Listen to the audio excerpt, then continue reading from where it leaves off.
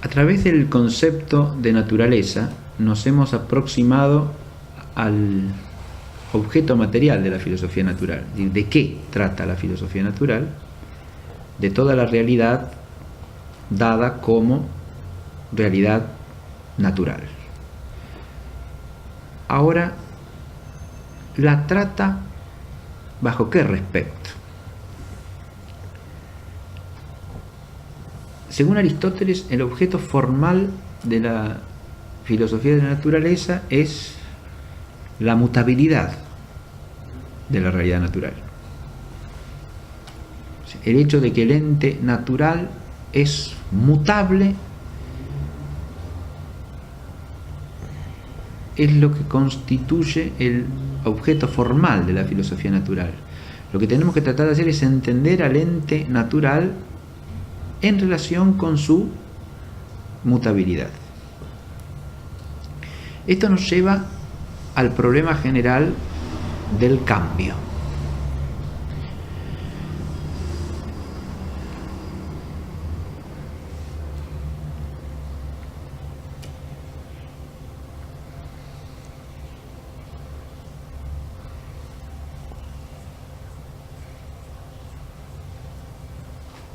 Para entrar en este problema vamos a decir dos cosas. Primero, el cambio es una problemática de la que se hace cargo la filosofía desde los orígenes mismos. El pensar filosófico griego se plantea desde su nacimiento el problema del cambio. Y también el esclarecer la noción de cambio. Y el primero que llega a un esclarecimiento fundamental de esa noción es Empédocles. En lo que se conserva del poema de Empédocles sobre la naturaleza, hay un fragmento que sostiene que al cambiar algo en la naturaleza, nunca puede proceder de nada.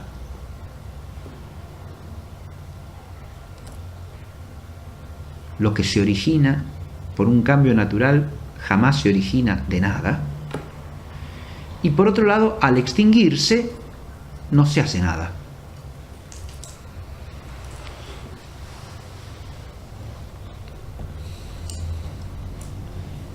Esta visión de Empédocles nos sitúa en la clave del problema del cambio visto físicamente, visto desde el punto de vista de la filosofía natural.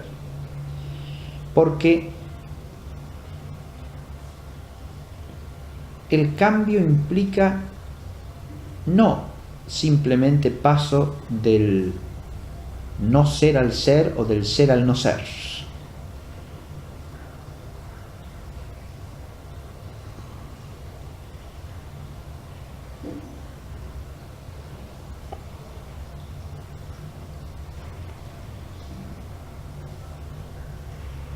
Sino más bien de ser de una manera a ser de otra.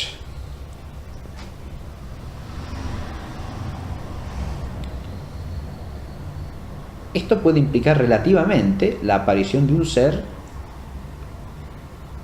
y la extinción de otro ser, pero siempre relativamente, no de modo absoluto. Si no, ya no sería un cambio en la naturaleza.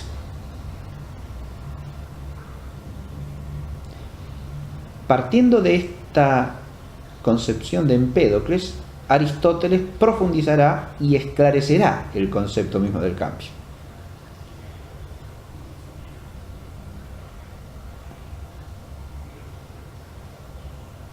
En primer lugar, por el principio del sujeto del cambio. Para que haya cambio, algo debe cambiar. Ese algo que es el sujeto del cambio tiene que estar tanto en el punto de partida como en el punto de llegada, porque si no, no tendríamos un cambio.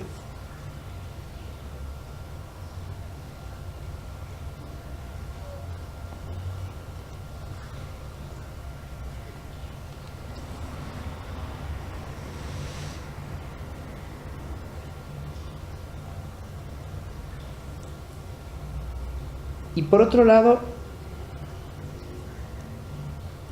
Aristóteles, el primero, explicita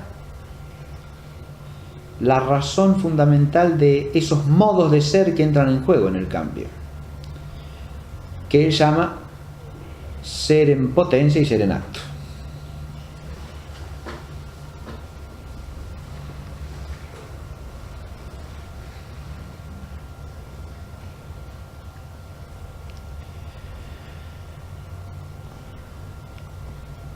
El ser en potencia es el ser como capacidad natural de llegar a ser.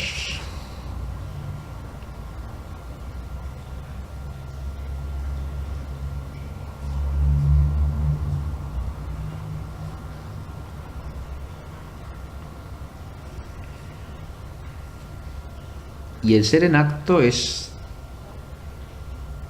el ser como perfección ya alcanzada en la naturaleza.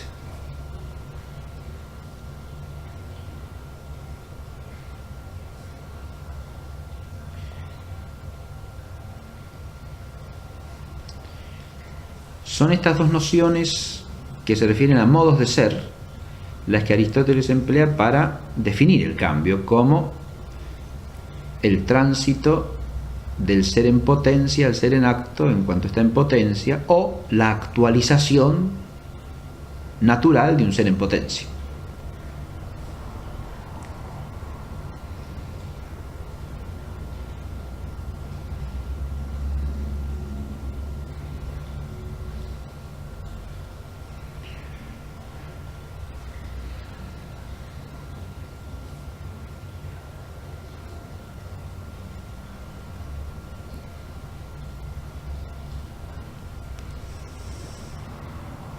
En todo proceso natural de cambio tenemos una realidad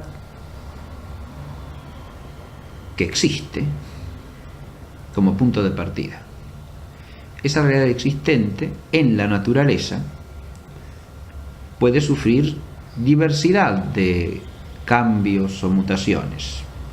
Puede cambiar sus características, sus cualidades, puede crecer o decrecer, puede cambiar en cuanto a su ubicación. Y esto es lo que vemos en las realidades que nos son dadas en la naturaleza. Vemos cambios de lugar continuamente.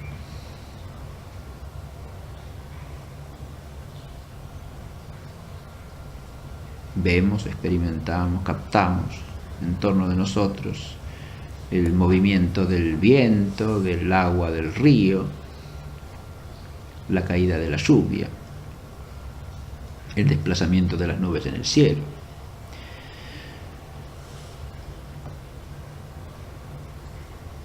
Vemos también cómo se desplazan a nuestra vista los astros del cielo, tanto el sol durante el día como la luna y las estrellas del firmamento durante la noche. Los vemos en su movimiento o en su no movimiento aparente, ¿no? Vemos cómo el sol, la luna tienen movimientos diarios, cotidianos. Vemos cómo los planetas se desplazan entre las estrellas que parecen permanecer fijas.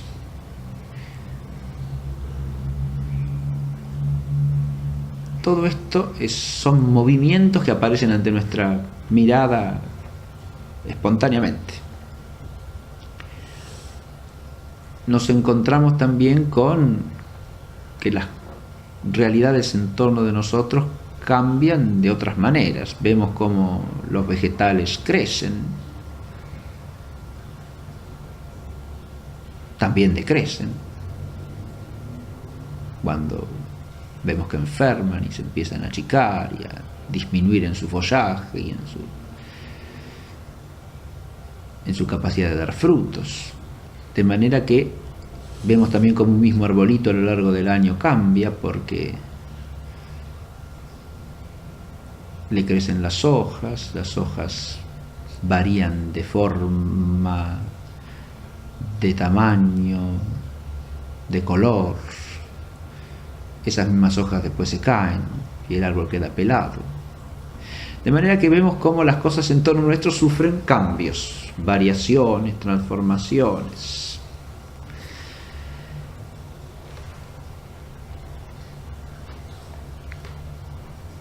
En todos estos casos podemos advertir cómo se verifica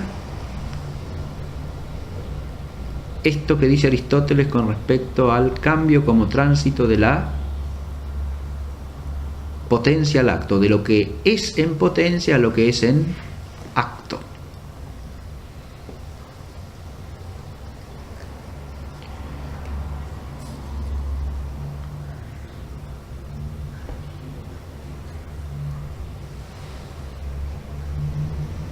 He advertido, por ejemplo, que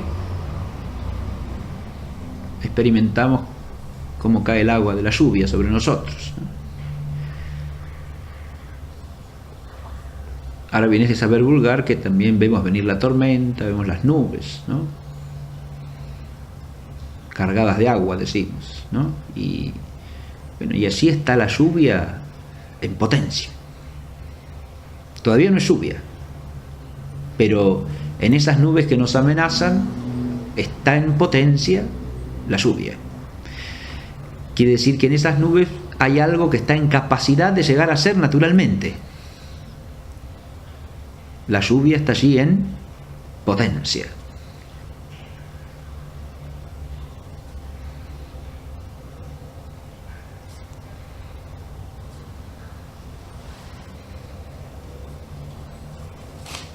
Ahora, en cuanto empieza a caer el agua, entonces ya eso que era en potencia alcanza a ser realmente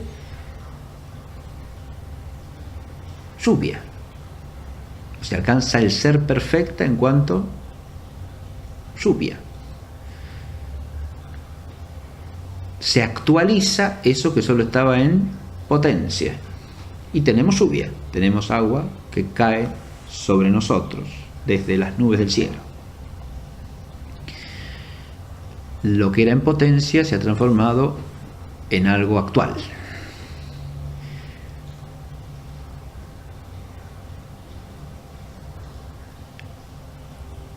Fijémonos bien en esto. Cuando hablamos de un cambio natural, estamos hablando de algo que se da en la naturaleza. Y segundo, el ser en potencia, desde el punto de vista de la naturaleza, es estar en capacidad natural de llegar a ser. Ahora, uno podría decir que la lluvia también ya estaba en potencia en el agua de los charcos, de la laguna, que al evaporar se va a formar las nubes. También es una potencia más remota. Podríamos decir antes que en ese agua estaba en potencia la nube. Es decir, en ese agua superficial de la Tierra, que se va evaporando progresivamente, está en potencia la nube, hasta que se forma la nube. Una vez que se ha formado la nube, ya ese agua deja de estar en potencia de ser nube porque es agua en la nube. De modo que ya es en acto una nube. Uno podría ir encadenando así ser en acto con ser en potencia de cosas diversas. Y hay múltiples concatenaciones de realidades en potencia y en acto en el ser de las cosas dadas, o sea, en la naturaleza.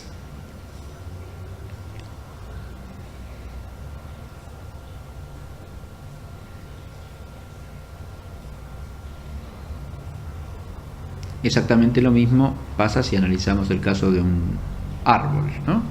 El árbol que yo tengo en la puerta de mi casa es un árbol que en cierta época del año da hojas, esas hojas crecen, cuando brotan son de un verde clarito, después se van poniendo más grandes y más oscuras al mismo tiempo. y después esas hojas llega un momento en que empiezan a secarse y cambian totalmente de coloración y de aspecto en general, hasta que empiezan a caerse y el árbol queda sin hojas. El árbol sin hojas estaba en potencia en el árbol con hojas. En el árbol frondoso está en potencia el árbol sin hojas. Y a su vez en el árbol sin hojas está en potencia el árbol frondoso. Porque ahí tenemos un proceso natural que es cíclico también, ¿no? El árbol todos los años da hojas nuevas, sus hojas llegan al esplendor del follaje y finalmente las hojas se caen y el árbol queda desnudo hasta que vuelve a brotar nuevamente. Y eso a tiempos determinados del año, no en cualquier momento, sino que es un proceso que se va repitiendo con un ritmo constante.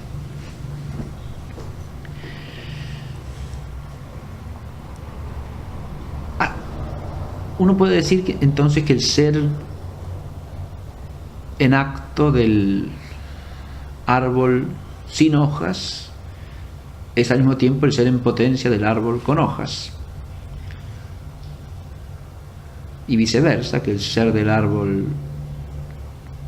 con hojas en acto es el ser en potencia del árbol sin hojas. Pero también podríamos decir que el tener o no tener hojas alternativamente es algo que está en potencia en el árbol mismo. El árbol allí permanece, es siempre el mismo árbol, es un árbol que tiene la potencia de dar hojas, de perderlas y de tener nuevas hojas cada año.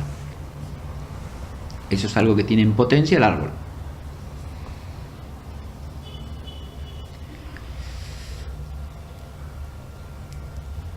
Asimismo, en el ejemplo anterior del ciclo del agua, podríamos decir que en el ser del agua, o para decirlo más claramente, en la naturaleza del agua, está en potencia el estar en estado líquido o en estado de vapor,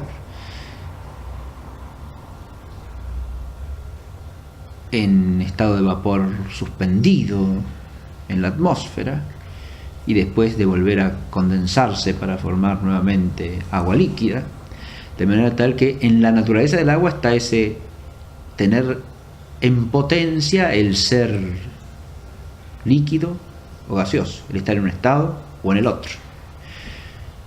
También el ser sólido, porque si la misma agua de las charcas o de la laguna pasa por una temporada de frío suficiente, se puede escarchar e incluso congelar. Es otra transformación que naturalmente tiene el agua.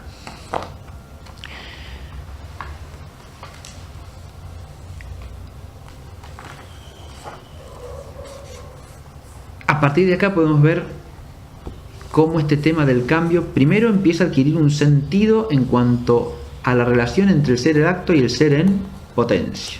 Pero al mismo tiempo cómo ese ser en acto y ese ser en potencia no pueden desprenderse para ser entendidos rectamente del concepto mismo de naturaleza. Porque el ser en potencia y el ser en acto son siempre ser en potencia y en acto de alguna naturaleza.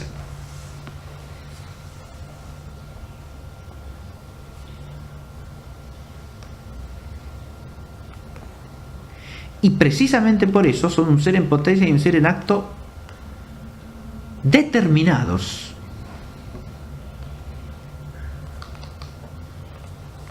Y no cualesquiera.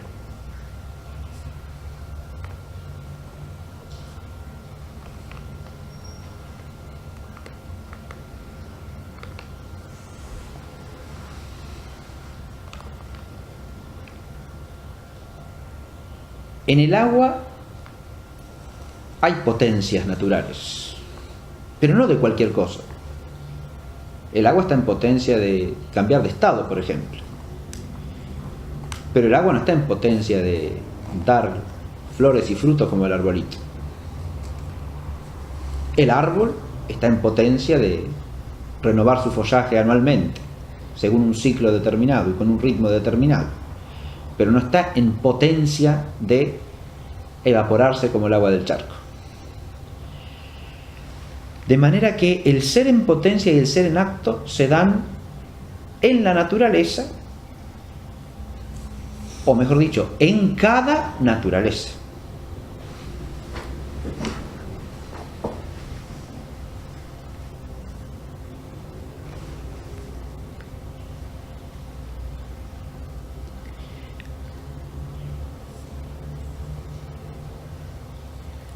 Y por eso descubrimos otra cosa, lo otro que aparece acá y que es fundamental, que el cambio en la naturaleza está íntimamente ligado a la determinación de la naturaleza. Y por eso está también íntimamente ligado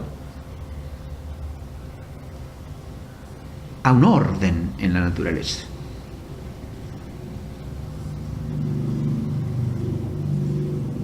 ¿Qué es lo que queremos decir con esto?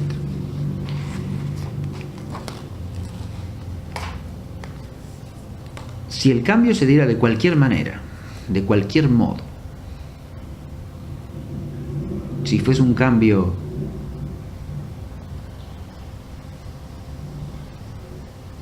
arbitrario, caprichoso, y por lo tanto ininteligible,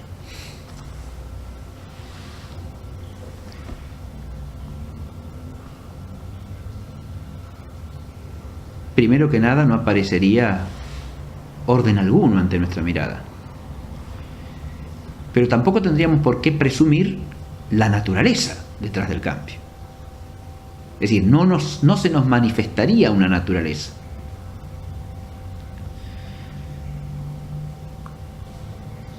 La manifestación del ser natural y del orden son simultáneas, de algún modo, y se hacen patentes precisamente en el cambio.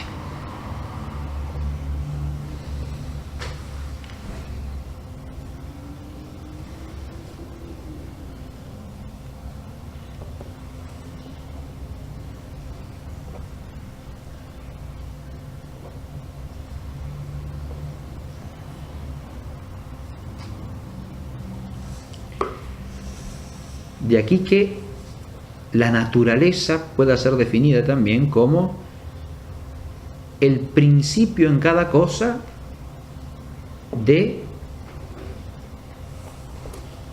toda actividad.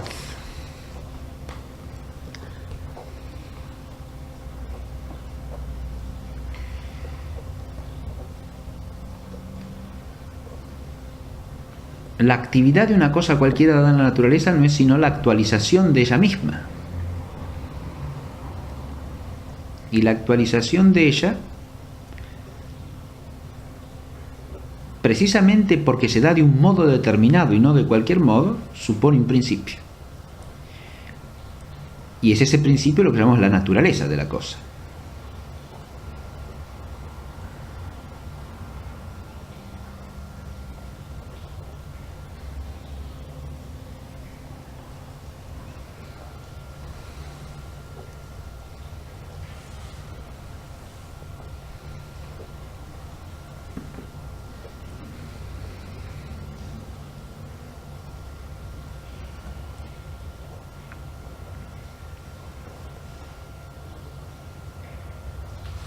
El sol nos ilumina y calienta, o sea, irradia calor e irradia luz. Esas son sus actividades naturales manifiestas. Ahora bien, esas no son actividades cualesquiera. No es que el sol puede actuar de cualquier manera o puede tener cualquier actividad natural. Su actividad natural constante es esa. Y en la medida en que esa actividad persiste, es porque hay un principio persistente de esa actividad, y esa es su naturaleza. En este caso, la naturaleza del sol, como estrella.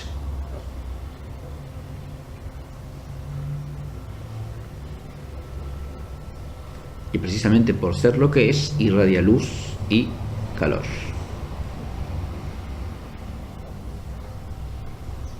y no de cualquier manera, sino de una manera conforme a su naturaleza.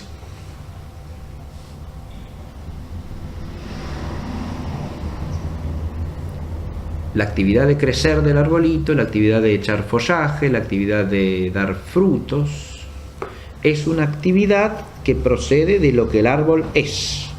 De todas esas actividades, el principio único es la naturaleza.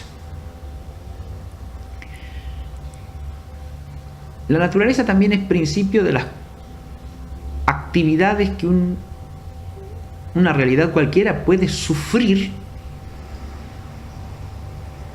como término pasivo o paciente de otra naturaleza o de otra cosa natural. El agua del charco puede evaporarse, pero para eso necesita que haya la actividad de otra realidad natural que actúe sobre su propia naturaleza, elevando su temperatura, es decir, comunicándole calor. Porque si no recibe calor, no aumenta de temperatura, y si no llega a cierta temperatura, no se evapora. Está en la naturaleza del agua también el estar en potencia de tener una u otra temperatura, pero está también en su naturaleza el poder recibir calor irradiado por otra realidad.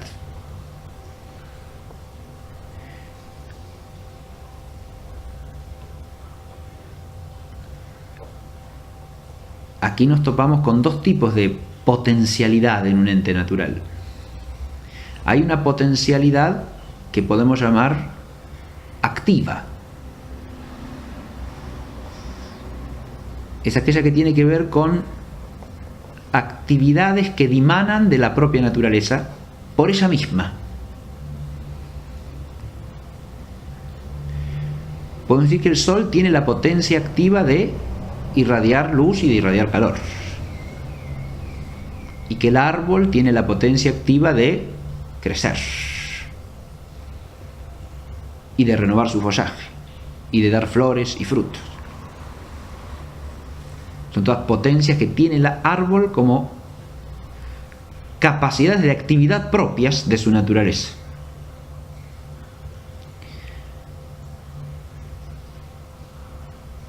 Ahora bien,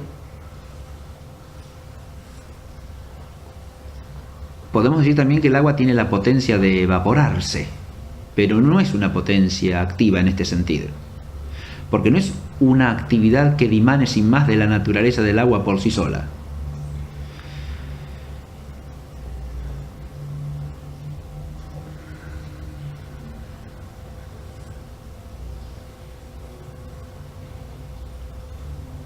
Se trata de una potencia que el agua tiene en relación con otro cuerpo que es capaz de transmitirle calor y por lo tanto de hacerle elevar su temperatura.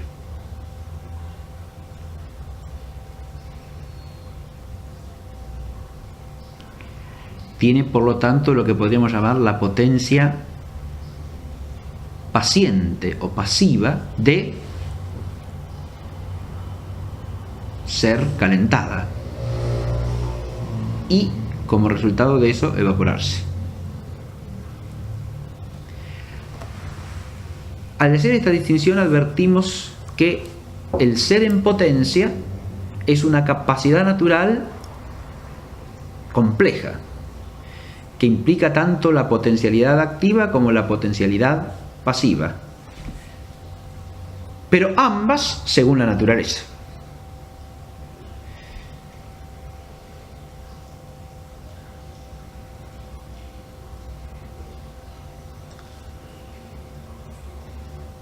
A través de la potencialidad activa, cada naturaleza tiene una capacidad de acción sobre otros seres de la misma de la realidad.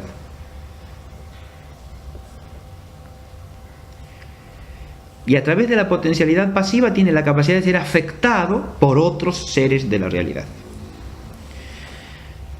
En el ser en potencia, por lo tanto, advertimos cómo convergen dos aspectos de la realidad natural. Primero, la capacidad que tiene cada cosa de cambiar según su naturaleza. Y segundo, la capacidad que tiene de ser cambiada según su naturaleza.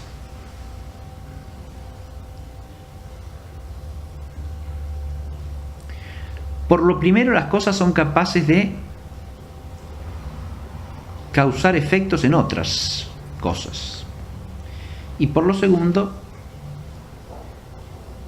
al revés, son capaces de ser afectadas por las actividades de otras cosas.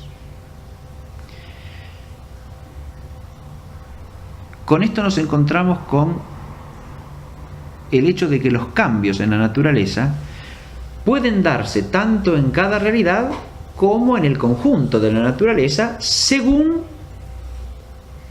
cierta determinación.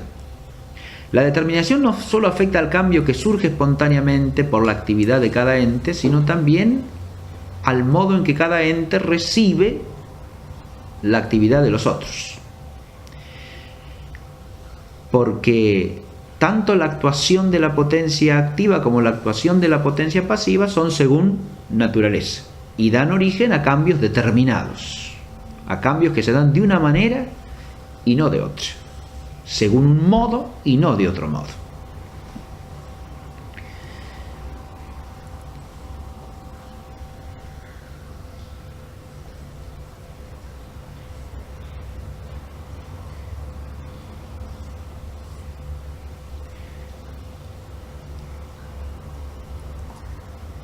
La última cosa que vamos a decir a este respecto, simplemente en relación con el concepto general de cambio, es que el cambio enfocado desde esta vinculación entre el ser en potencia y el ser en acto implica siempre como punto de partida algún ser en acto.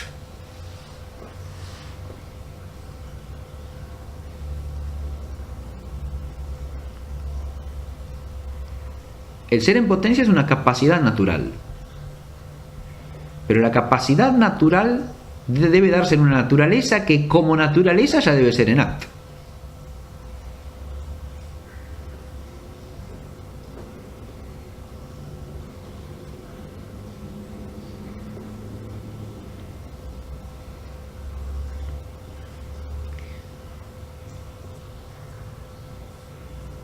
Consecuencia de esto, primero, hay una prioridad natural del acto sobre la potencia.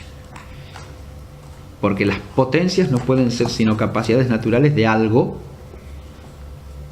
Y si hay algo que tiene capacidades naturales, ese algo tiene que estar en acto respecto de esa naturaleza por la cual tiene esas capacidades naturales.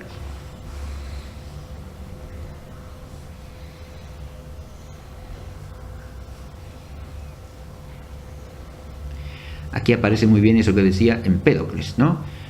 Ninguna cosa al originarse en la naturaleza se origina de nada. Absolutamente imposible. Si se origina naturalmente, se origina a partir de algo que ya está constituido como una naturaleza. Y ahora, dicho según Aristóteles, todo ser en potencia se da en algún ser que es en acto.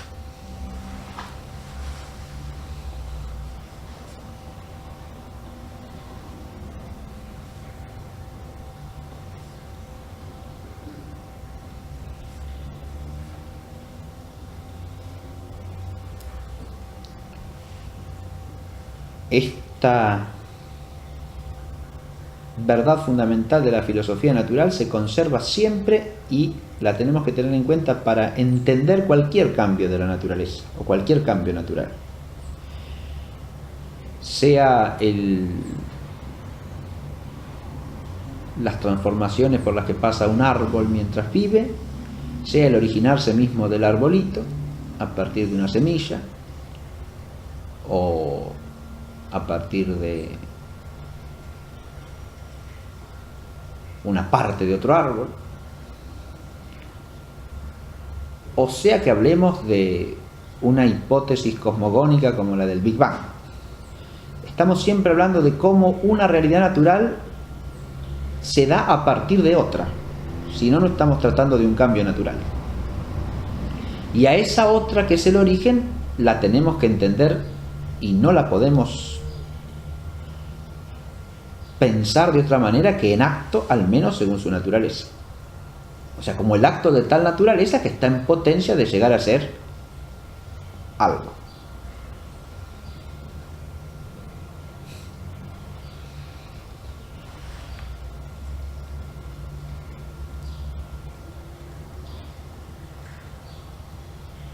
Lo otro que aparece claro finalmente es que al entender esto de cómo el acto y la potencia se vinculan en el cambio natural, surge la vinculación profunda entre el problema del cambio y el orden en la naturaleza.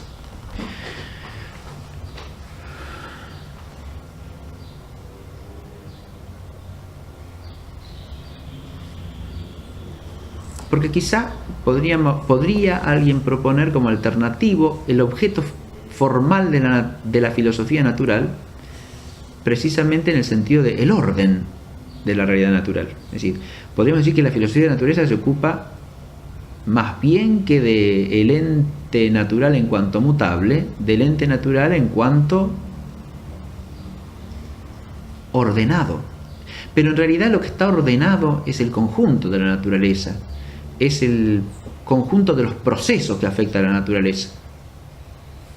De modo que el orden es, si se quiere, el tema fundamental que aparece precisamente cuando vemos que la naturaleza es mutable.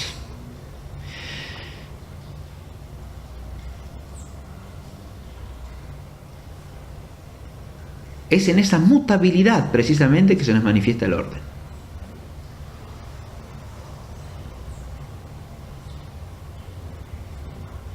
Porque la mutabilidad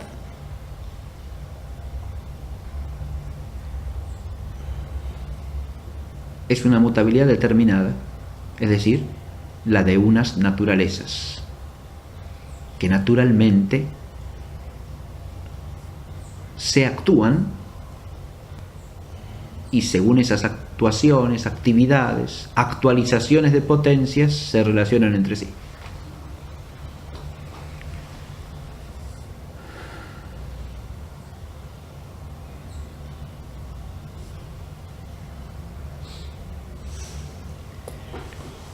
Ahora bien, el cambio que se da en la realidad natural es de distintos tipos, advierte ya con toda claridad Aristóteles.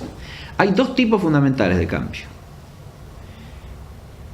y esto aparece nítido a través del análisis ontológico de Aristóteles.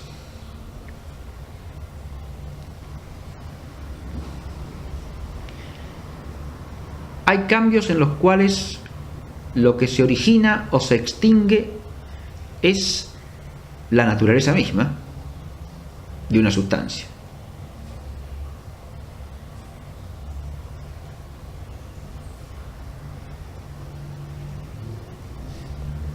Es decir, de un ente natural que es en sí algo determinado, según naturaleza. Eso es lo que llama Aristóteles el cambio sustancial. Cuando una sustancia en la realidad natural empieza a existir como tal o cesa de existir, se produce un cambio sustancial.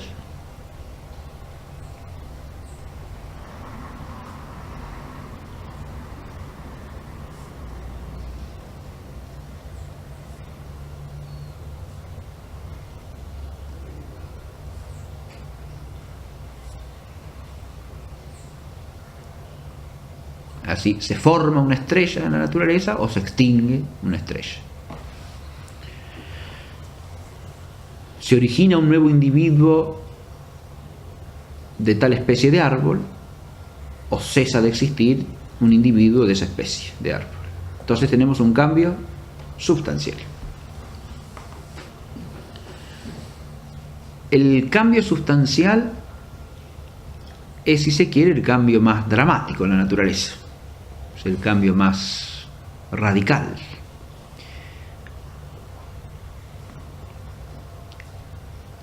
Pero a su vez, esas sustancias que se originan y se extinguen en la realidad natural son sujetos de cambios en los cuales ellas como sustancias permanecen.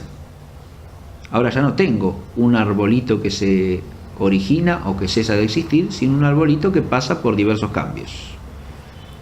Se desarrolla como arbolito, desde la semilla hasta que es un árbol visible como árbol, pasando por una compleja serie de estados intermedios. La semillita empieza a alargar raíces y una plantuela y todas esas cositas. Bien. Se van formando las partes de la planta, todavía no madura, hasta que la planta llega a estar madura. Y recién entonces reconocemos que es un arbolito. Pero el arbolito ese sigue creciendo y echa nuevas ramas y renueva su follaje, si es que es un árbol de hojas renovables, o hojas que en realidad renovables son todas, pero de hojas que surgen en una época y en otra época no están más, o sea, de follaje caduco. Pero de todas maneras el árbol sufre una serie de transformaciones siendo el mismo individuo de esa especie, ¿sí? Tengo un roble que va creciendo, que se va desarrollando, pero sigue siendo siempre eso mismo. No es cualquier cosa, es un roble, ni siquiera es cualquier otro árbol. No da ni hojas de plátano ni hojas de tilo, da siempre hojas de roble. Y cuando da fruto no da ni naranjas ni higos, da bellotas de roble. Es un árbol cuyos cambios son cambios según su naturaleza, pero sufre toda una serie de cambios que son accidentales, ya no sustanciales, es decir, cambios que se dan en las determinaciones accidentales que tiene el árbol. Acá estamos hablando de dos nociones ontológicas que introduce Aristóteles ya desde la filosofía natural: el ser sustancia o el ser accidente. Aclaremos brevemente a qué se refiere esto. Una realidad es sustancial cuando es en sí.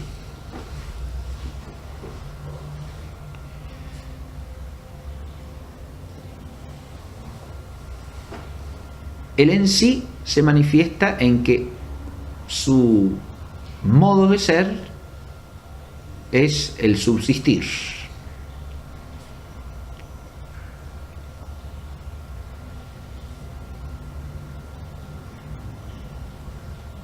Más sencillamente podemos decir que reconocemos un en sí en cuanto la cosa es ella misma lo que es, como sujeto de todas sus determinaciones, sujeto real de sus determinaciones.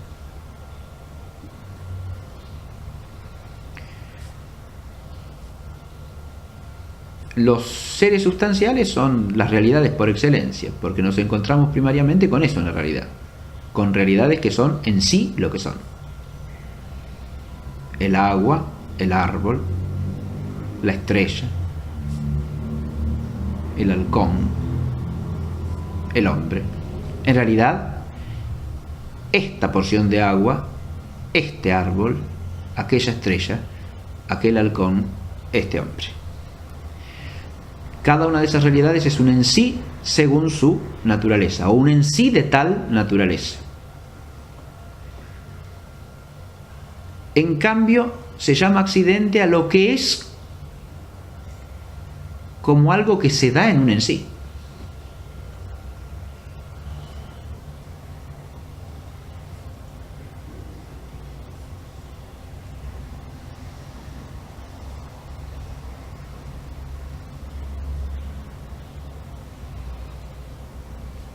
El ser resplandeciente del sol no es en sí.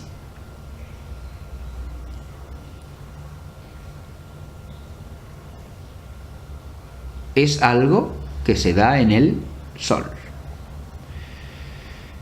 La transparencia del agua no es un en sí, es algo que se da en el agua. En la realidad no me encuentro primariamente con un resplandor o una transparencia. Me encuentro con la estrella, me encuentro con el agua, y me encuentro con que el ser resplendente o el ser transparente se dan en esta o en aquella realidad. No me encuentro con la blancura, me encuentro con algo blanco. Con la nieve blanca, con la nube blanca,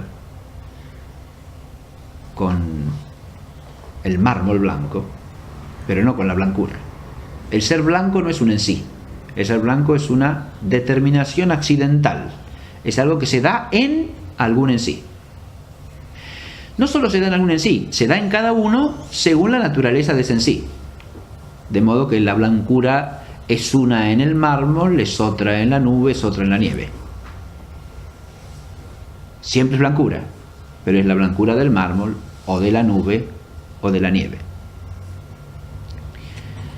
Ahora, una vez que hemos distinguido estos dos modos de ser en sí y ser en el en sí, o como algo que se da en el en sí, o como una determinación de otro, que puede ser el en sí mismo o algo que se da en el en sí, porque un accidente puede afectar a otro accidente.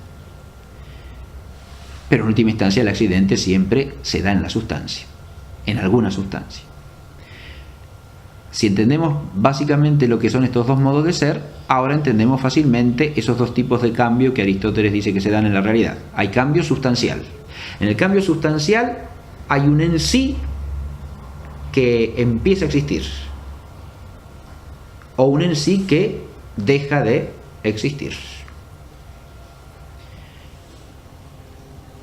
En cambio, en el accidental tenemos alguna determinación accidental que empieza a existir, o que cesa de existir, o que se modifica en su ser, que sufre una variación, sin extinguirse y sin originarse propiamente.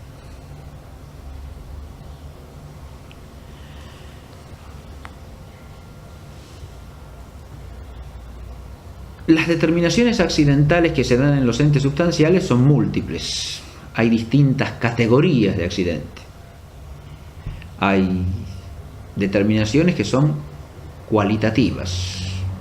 Hay otras que son cuantitativas. Hay otras que consisten en respectos de un en sí con otro. Entonces son relaciones.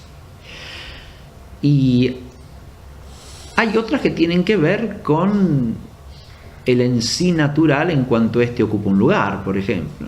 Está ubicado en un determinado lugar, o tiene una disposición en ese lugar, o tiene acciones, o sufre acciones de otro, es decir, pasiones. Pasiones aquí se llama al sufrir o al recibir la acción de otro ente natural. Tenemos, por lo tanto, una pluralidad de tipos de determinación accidental.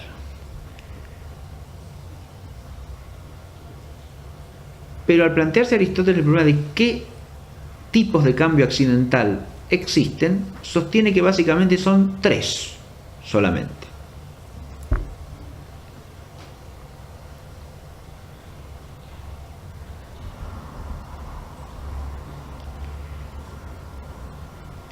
Uno es el cambio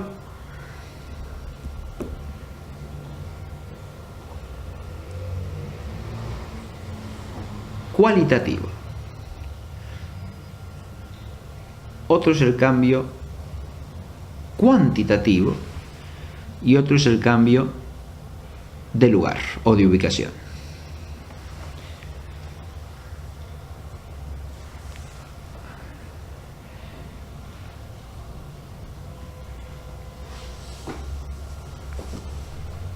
El primero es un cambio complejo que, según Aristóteles, afecta la totalidad de los entes naturales. En todos pueden darse cambios de cualidad.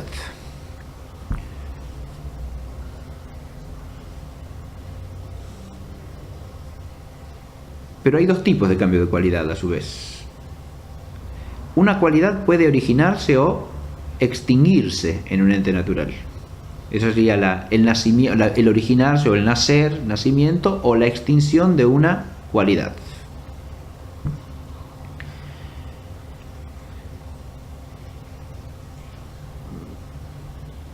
Por ejemplo, en un arbolito, llega un momento de su maduración en el que empieza a dar frutos. Antes han pasado años en que no ha dado fruto.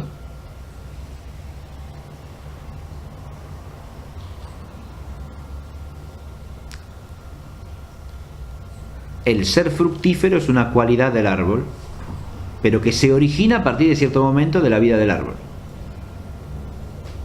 En cuanto empieza a ser fructífero, se origina en él una nueva cualidad que hasta ese momento no ha tenido.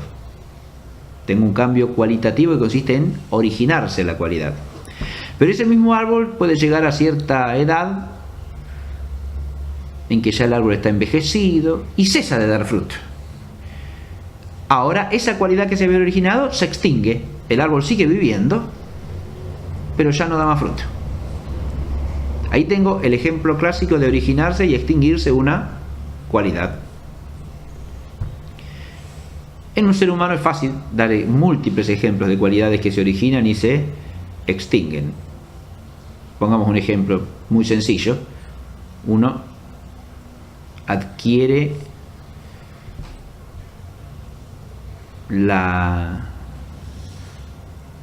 habilidad de andar en bicicleta. Hasta antes de aprenderlo era una cualidad que no tenía. Una vez que la ha adquirido, es una cualidad que posee. Se ha originado en una nueva cualidad. Si por alguna razón perdiese esa habilidad, la cualidad se extinguiría. Eventualmente.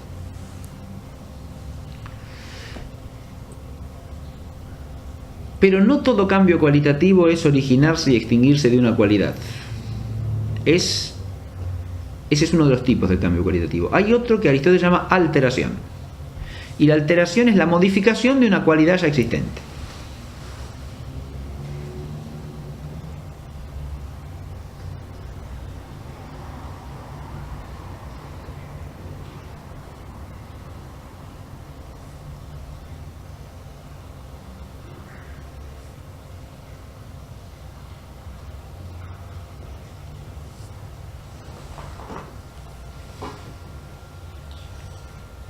Volvamos al arbolito ese que adquirió el ser fructífero.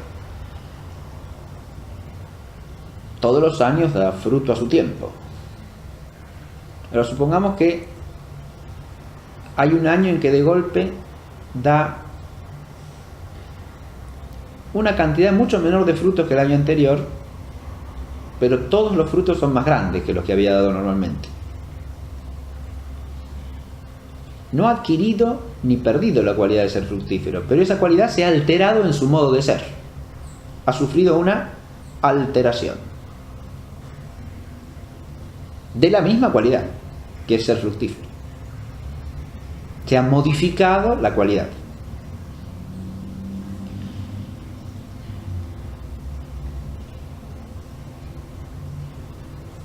El niño que aprendió a andar en bicicleta tiene la cualidad de andar en bicicleta, pero esa cualidad puede adquirir modalidades distintas a lo largo del tiempo. Puede aprender a manejar la bicicleta con mayor seguridad, por ejemplo, o adquirir con el entrenamiento velocidad. La cualidad es andar en bicicleta, pero esa cualidad sufre modificaciones, alteraciones. El ejemplo clásico que da Aristóteles de alteración es, por ejemplo, la alteración de la coloración de la piel de alguien. El ser humano tiene un color de piel que es una cualidad natural, ¿no? Cada quien tiene la piel de determinada coloración.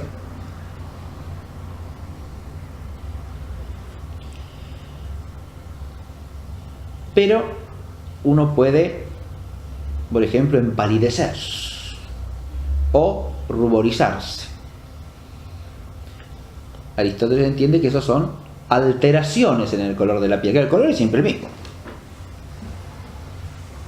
Cuando uno empalidece, la piel sigue teniendo el color de siempre, pero se altera. a la vista esa cualidad cromática, ¿no? Sufre una alteración. Y lo mismo cuando uno se ruboriza. El color de la piel, que es el mismo, se altera, se modifica. Hay por lo tanto cambios cualitativos, que pueden ser originarse o extinguirse una cualidad o alterarse una cualidad ya existente. Bien. Además hay cambios cuantitativos. Los cambios cuantitativos ya no son universales, según Aristóteles, sino propios solo de los seres vivientes.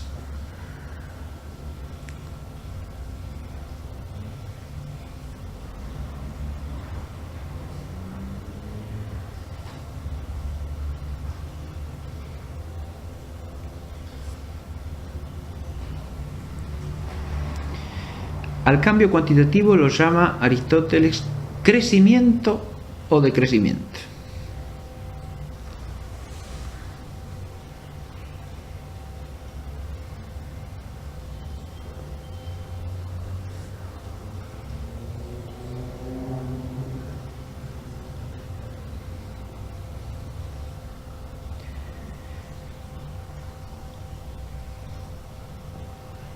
En el mundo de los seres no vivientes, según Aristóteles, no se da propiamente ni crecimiento ni decrecimiento. Lo que sí se da es agregación o dispersión de partes, que no es propiamente crecimiento, tiene razón en eso, o decrecimiento. Supongamos que una montaña se erosiona, ¿no? Uno puede decir que decrece, pero en realidad no es más que una desagregación de partes físicas de un todo, como dice Aristóteles. Lo mismo que se forma un médano y se acumula más arena, ¿no? Vuelvo a decir que el médano crece, pero en realidad lo que ha habido es una acumulación de más partículas de ese material. En realidad somos bien cambios de lugar que crecimiento o decrecimiento, porque las partículas que estaban unidas se disgregan o las partículas que estaban desagregadas se reúnen. Lo mismo es el ejemplo de las estalactitas, por ejemplo, ¿no? Uno puede decir que va creciendo, pero en realidad lo que se van agregando son nuevas partes físicas que son sustancialmente distintas en el fondo. De manera que es un agregado y no un crecimiento de una unidad orgánica. Obviamente, si el crecimiento es siempre de una unidad orgánica, no puede darse más que en los seres vivientes. Porque el cambio de crecimiento sería el desarrollo fundamentalmente del individuo viviente hasta la madurez de su especie.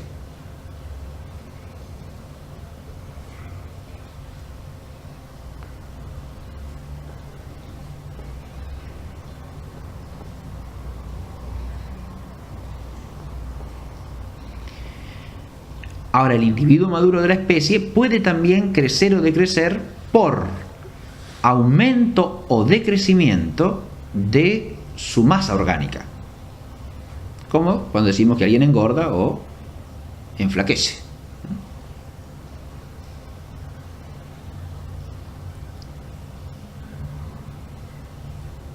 Engorda o aumenta su masa muscular, daría lo mismo en este caso porque aumenta su cantidad física orgánica, ¿no? Y decrece, emagrece o se achica, como pasa en la ancianidad, por consunción, o en una enfermedad consuntiva, lo mismo. De manera tal que el crecimiento o decrecimiento primariamente sería un cambio de los seres vivientes, porque está relacionado con la unidad vital del organismo.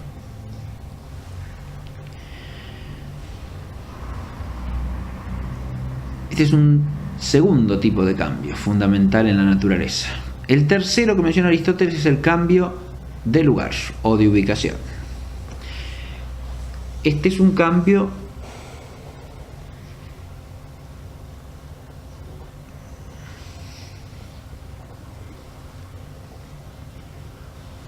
universal también, en cuanto que afecta a todos los cuerpos, a todos los entes físicos, que de algún modo se mueven. Cuando nosotros en castellano decimos movimiento, nos referimos primariamente a este tipo de cambio. no a un cambio sustancial, jamás, y no a los otros cambios accidentales, ¿no? Porque no llamamos movimiento ni al cambio cualitativo ni al cambio accidental en el lenguaje corriente, llamamos movimiento al cambio de lugar.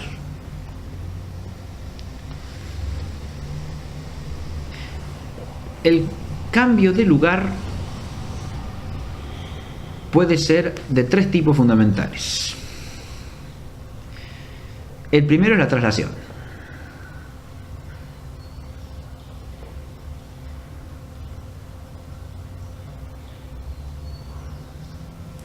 La traslación implica que la totalidad del cuerpo natural cambie de ubicación.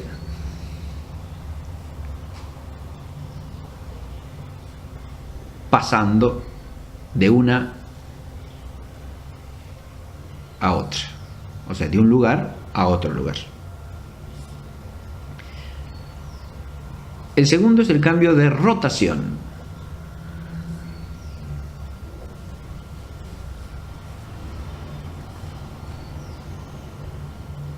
En el cambio de rotación, el todo del cuerpo permanece en su lugar, pero cada una de las partes cambia de lugar.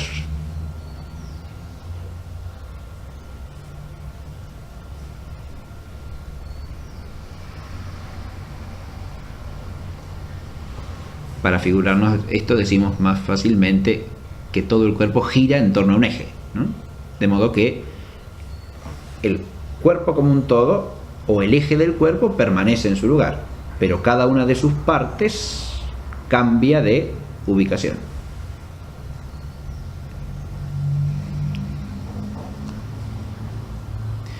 Es claro que la rotación y la traslación se pueden combinar, ¿no? Como sucede en un trompo que se desplaza, ¿no? Está rotando y se está trasladando. Bien. El tercer tipo de cambio es el cambio de oscilación o vibración.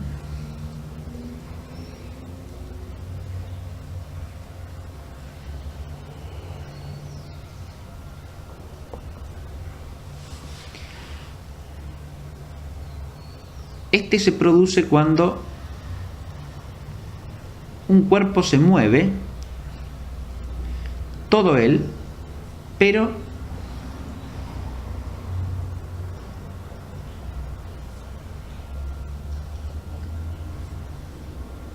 se mueve entre dos puntos de manera tal que parte de uno, llega al otro, retorna al primero y vuelve al segundo, y así sucesivamente.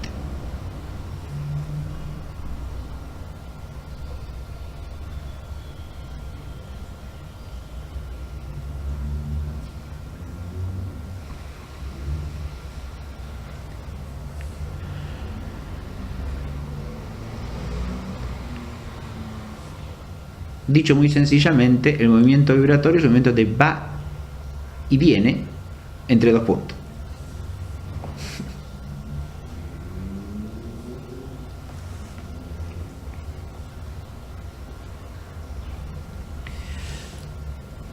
Todos estos tipos de movimiento local se dan en la naturaleza y se combinan diversamente en la naturaleza.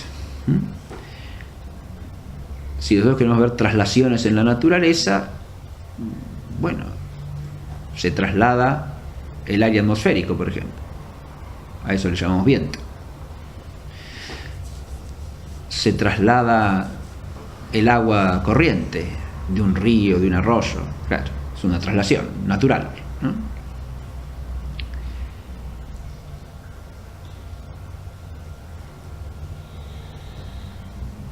Hay rotaciones en la naturaleza.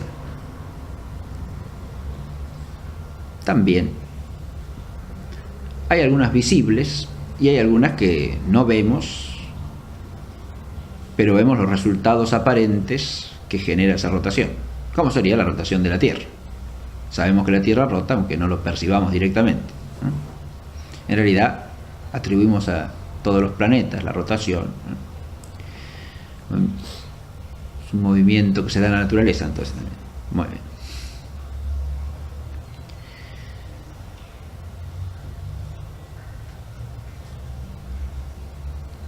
Vemos también que rotan algunas cosas que caen. A veces los frutos de los árboles tienen ese movimiento de rotación. Hay frutitos que tienen como unas especies de hélices naturales y cuando caen van dando vueltas en el aire, ¿no? Bien. Hay rotaciones también en la naturaleza. Y hay vibraciones en la naturaleza.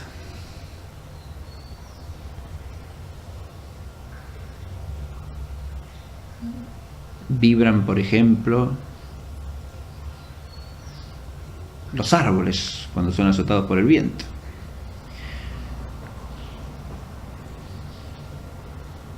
Vibra el agua,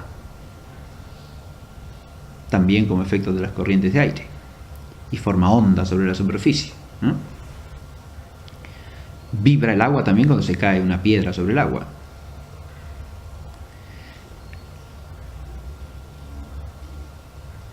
Hay movimientos vibratorios también en la naturaleza animal, ¿no? En el vuelo de los insectos es fácil percibir movimientos vibratorios, ¿no? El movimiento vibratorio cobra una importancia capital en la filosofía natural de los últimos 100 años más o menos, ¿no? Porque movimientos de tipo vibratorio están detrás de todo lo que se llama fenómenos ondulatorios. Las ondas surgen siempre por movimientos vibratorios. Todo sonido implica un movimiento ondulatorio. O sea que donde hay sonido hay vibración. Hay movimientos vibratorios también en el terreno microfísico, cuando se habla de las partículas que constituyen los átomos, están dotadas muchas de ellas de movimientos vibratorios.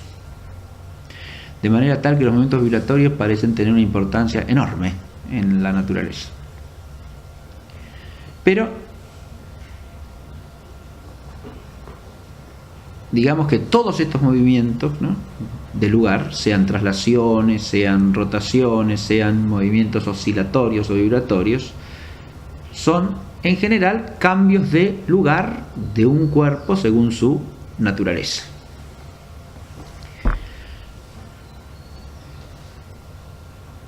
Tanto el cambio cualitativo como el cuantitativo, como el de lugar, son cambios que suponen como sujeto siempre una sustancia natural. Debe haber algo que cambie de cualidad, algo que crezca o decrezca, algo que se mueva de lugar.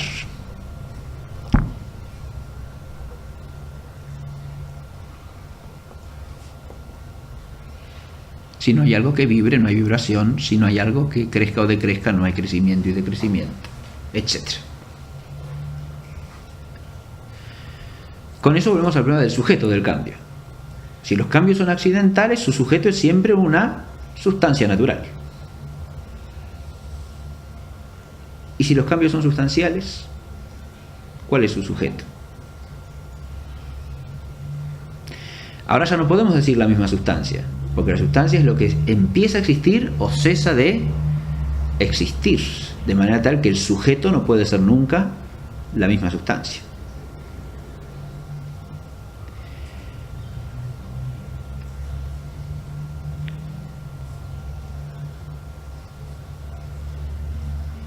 Para decirlo de una manera sencilla, la respuesta primaria es que el sujeto del cambio sustancial es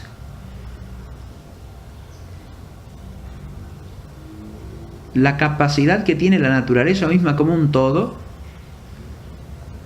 en cuanto las sustancias naturales están en potencia de llegar a ser o en potencia de dejar de ser en la misma naturaleza.